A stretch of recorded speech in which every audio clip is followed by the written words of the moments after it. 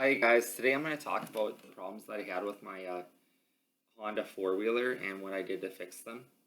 I own a 2008 Honda Rancher 420 4x4, and in 2014, during the summer, I've just always ran that four-wheeler hard. I have that throttle all the way down, and on really hot days or after running it for a long time when the engine would get warm, it would go into D-rate mode.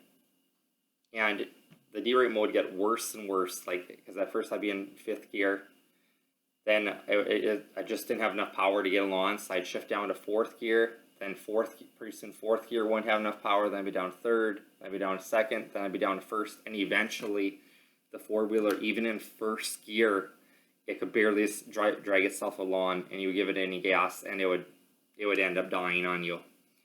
And the funny thing is, I would leave it there out in the pasture or whatever. And in the evening, when it was nice and cool out, the sun went down, go out there, things pops right off, has all the power in the world to go four-wheeling.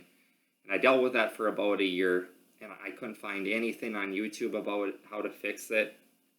And then finally in 2015, I searched on a Google forum, and somebody suggested that electric fuel pump on it is the culprit.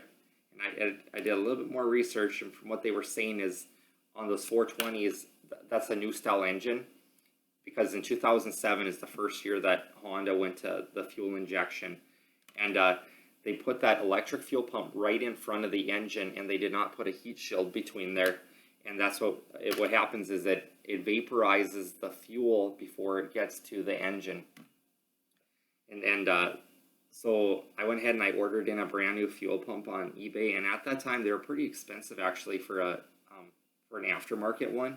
That was $135, but I ordered one in, and that thing was a pain in the butt. Like, I'm a mechanic, and I remember back then it like I said, it was a struggle changing out that thing, and I'll show you guys a picture of what it looks like. It's actually a pretty big fuel pump.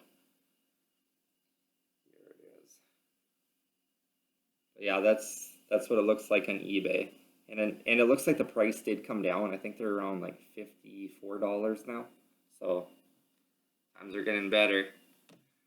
And what else about that four-wheeler? Actually, I'd also like to say the review on that 2008. I bought it brand new in 08, and that body style came out in 07, and I believe they ran that body style until 2013.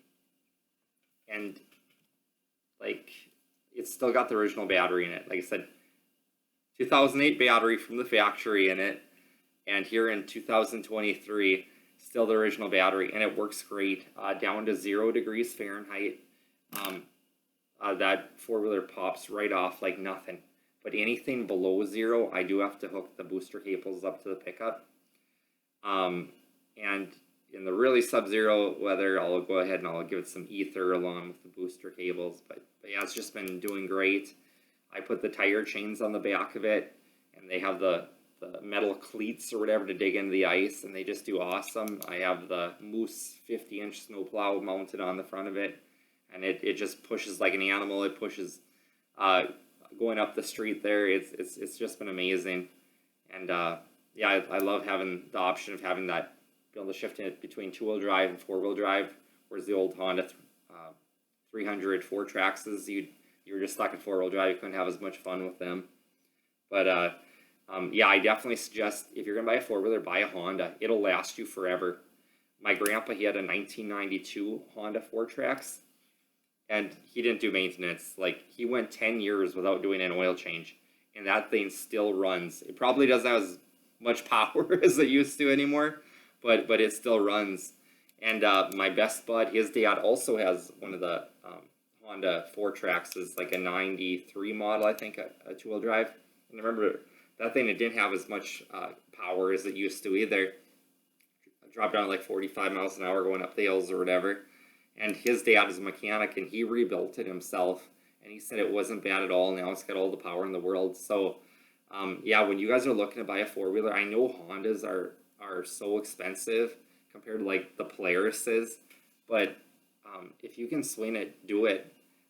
Just because that four-wheeler will last you forever, whereas the Polaris is with that belt drive, that's just more to go wrong. Honda's use the shaft drive, just drive shaft, so there you just don't have stuff to go wrong on them.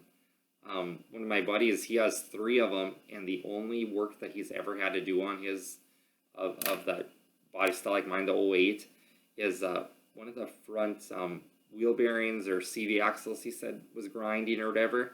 Just that went bad, and he replaced that. But other than that, he's never had any issues with it either. So, all right. Like I said, I hope this fixes your problem. If you guys are having trouble with your 2008 Honda Rancher 420 four-wheelers going into derate mode and just barely dragging themselves along. So, all right, take care, you guys.